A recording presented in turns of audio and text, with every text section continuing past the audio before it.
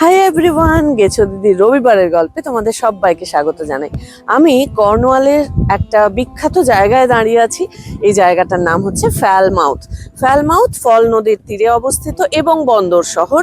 তো বন্দর শহর হওয়ার ফলে স্বাভাবিকভাবেই ম্যারিটাইম অ্যাক্টিভিটিস এই শহরের একটা অত্যন্ত গুরুত্বপূর্ণ প্রফেশন আমরা বলতে পারি। তো একটু বৃষ্টি ভেজা সকাল, তো আশা করছি মোটামুটি সারাদিনে ফ্যালমাউথে যে কয়েকটা জায়গা আমাদের দেখার আছে সেটা আমরা দেখতে পারবো। তো চলো ফ্যালমাউথ শহর এক্সপ্লোরেশন শুরু করা যাক। চলে এসো।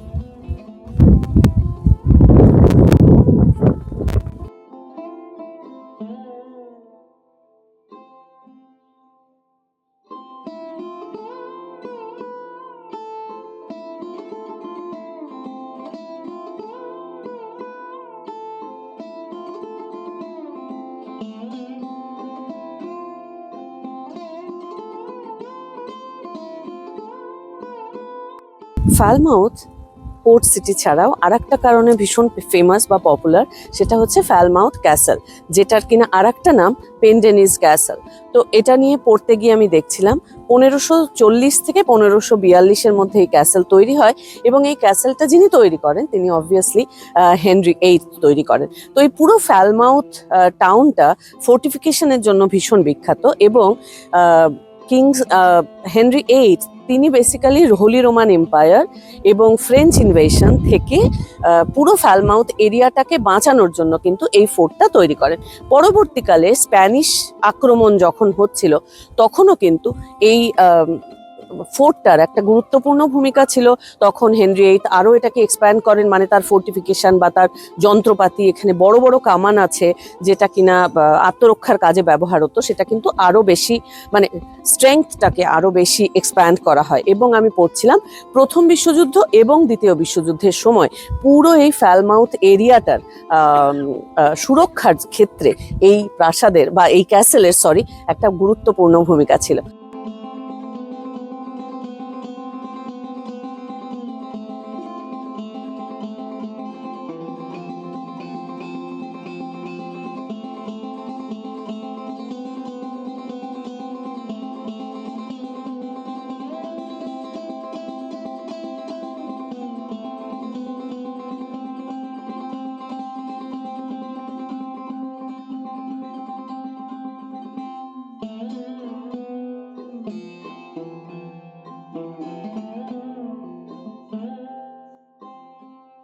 এই যে দারুণ জায়গাটা দেখছো, এটাই সেই বিখ্যাত ফ্যালমাউথ ডকস। এটা সারা পৃথিবীতে থার্ড লার্জেস্ট ন্যাচারাল হারবার এবং ডিপেস্ট ইন ইউরোপ। এই পুরো হারবারটা 74 একর জায়গা নিয়ে আছে, এবং এটা কিন্তু প্রচুর রকম সার্ভিস প্রোভাইড করে। যে সমস্ত শিপ আসে এখানে, সেগুলোতে কীরকম, যেমন এখানে রিপেয়ারিং হয়, রিফুয়েলিং হয়, ক্লিনিং হয়, এবং most important disposal of waste সার্ভিসেসও হয়। এই ডকটাকে মেনটেন করে ফ্যালমাউথ ডকস রেলওয়ে স্টেশন, এবং পুলিশিং যেটুকু করতে হয় সেটা করে ফ্যালমাউথ ডকস পুলিশ। আমরা কতক্ষণ যে এখানে দাঁড়িয়েছিলাম, নীল সমুদ্রের জলের ওপরে সাদা সুন্দর সুন্দর বোট দাঁড়িয়ে আছে, কখনো আসছে কখনো যাচ্ছে, দেখতে কিন্তু ভারী ভালো লাগছিল। বৃষ্টির উৎপাত যদি না থাকতো তাহলে আরো বেশ খানিকক্ষণ আরামসে কাটিয়ে দেওয়া যেত। এই জায়গাটা সত্যিই খুব সুন্দর ছিল। ফ্যালমাউথ শহরটা যেহেতু ফ্যাল নদী এবং সমুদ্রের ধারে অবস্থিত, বেসিক্যালি পোর্ট সিটি, তাই এখানে ম্যারিটাইম অ্যাক্টিভিটিস স্বাভাবিকভাবেই মানুষের জীবনযাত্রার একটা অংশ। তো আমি এখন আছি ম্যারিটাইম মিউজিয়ামে। তো এখানে বিভিন্ন জিনিস দেখতে দেখতে আমার আশেপাশে তোমরা দেখতে পাচ্ছ কর্নওয়ালে যে কত রকমের বোট তৈরি হয়েছে বা কত রকম বোট চালু ছিল। এই মিউজিয়ামটা বা কর্নওয়ালের যে একটা জলের ইতিহাস আছে, এটা কিন্তু ইটস অ্যাবাউট বোট মেকার্স, যারা বোট তৈরি করতো, ইটস অ্যাবাউট ফিশারম্যান, যারা মাছ ধরতো, যারা নেট তৈরি করতো, এবং যারা ট্রেডার্স ছিল, মানে যারা সমুদ্রের ধারে ছোটোখাটো কোনো কিছু কাজ করতো। তো তাদের লাইফটা কিন্তু ইট ওয়াজ অ্যাবসলিউটলি নট ইজি, কারণ সমুদ্রের ধারে কোনো কোস্টাল টাউন মানেই, তাতে আমি পড়ছিলাম প্রচুর ঝড় আসতো, যেই ঝড়গুলোতে তাদের ভয়ঙ্কর রিস্ক নিয়ে সেলিংটা করতে হতো, কিন্তু যেহেতু এটাই তাদের রুটি রুজি, ফলে তাদের তো উপায় ছিল না আর এটা ছাড়া। So it was a very tough life. প্রতিদিনের তাদের খাদ্য, বস্ত্র, অন্ন বস্ত্র বাসস্থানের জোগাড় করতে they had to really really work hard. তো ম্যারিটাইম এই মিউজিয়ামটায় অ্যাকচুয়ালি ফিশারম্যান বা যারা বোট তৈরি করে বা যারা নেট তৈরি করে তাদের জীবন নিয়ে নানান কিছু লেখা আছে এবং প্রচুর জিনিসপত্র রাখা আছে। তো তোমরা ফ্যালমাউথে এলে একবার ম্যারিটাইম মিউজিয়ামটা ঘুরে যেও, খুব একটা খারাপ লাগবে না।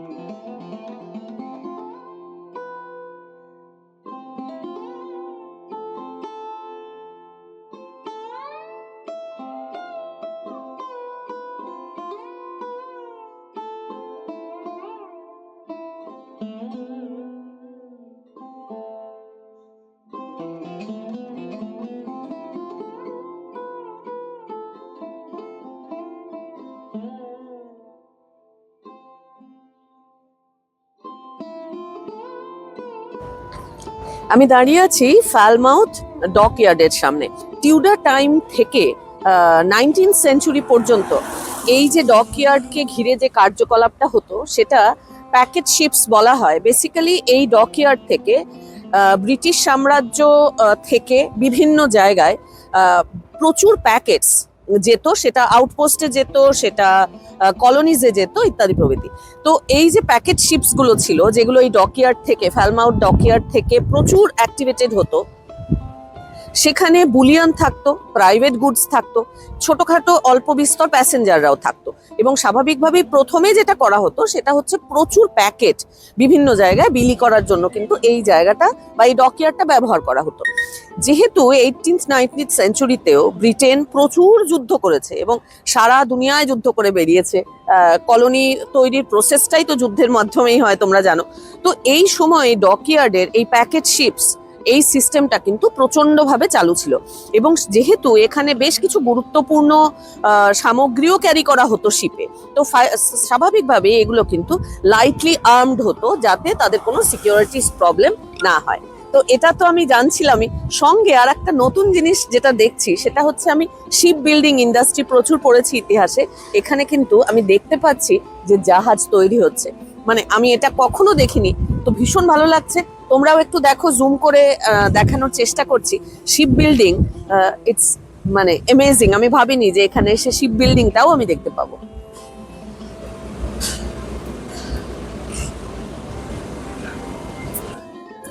এটা নেটে খুঁজে বের করেছিলাম, খুব সুন্দর দেখতে একটা রেস্টুরেন্ট, ইন্ডি ডগ নাম, ফ্যালমাউথে। সারাদিন ঘুরে ঘুরে ক্লান্ত, তো আমি একটা যেটা নিয়েছি সেটা একটা চিকেনের কোনো ডিশ, যেটার হাইফাই নাম আমি ভুলে গেছি, কিন্তু এটা একটা কর্নিশ প্রিপারেশন। চিকেনের দুটো লেগ, আলু আছে, আর পেছনেও যেটা ওরা ম্যাশ পোট্যাটো দেয় সেটা। তো আমি একটু খেয়ে যা সসটা তোমাদের দেখাই।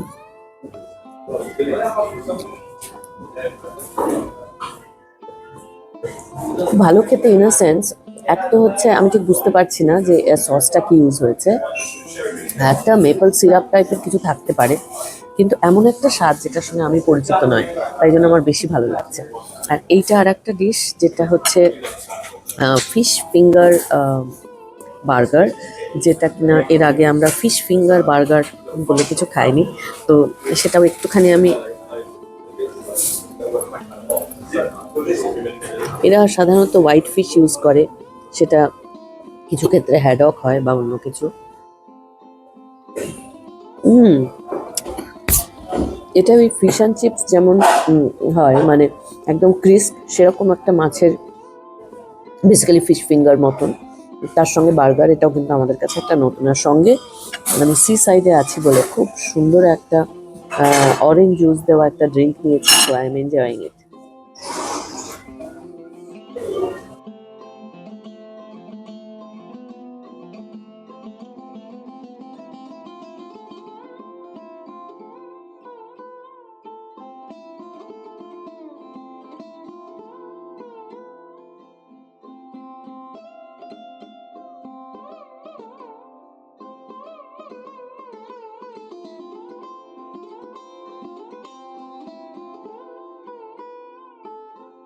অ্যাকচুয়ালি ফালমাউথ সারাদিন কাটানোর জন্য বা থাকার জন্য ইটস আ ফ্যান্টাস্টিক প্লেস। অনেক কিছু দেখার আছে।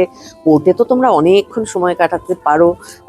ওই জাহাজ আসছে যাচ্ছে সেগুলো দেখতেই অনেকটা সময় কাটায় অ্যাকচুয়ালি। আর খুব ভালো খাবার, সেটাও অবশ্যই খেতে পারো। আর একটা জিনিস যেটা বলতে চাই সেটা হচ্ছে এই যে দোকানটার সামনে আমি আছি সেটা হচ্ছে মার্টিনস বেকারি। কর্নিশ প্যাস্ট্রির জন্য এই পুরো এরিয়াটা ভীষণ ফেমাস। তো আমরা একটা সুন্দর বেকারিতে এসে কিনে নিয়েছি, যেটা পরে গিয়ে খাবো। তো অনেক কিছু দেখলাম, সারাদিন ঘুরলাম, ভালো সময় কাটলো।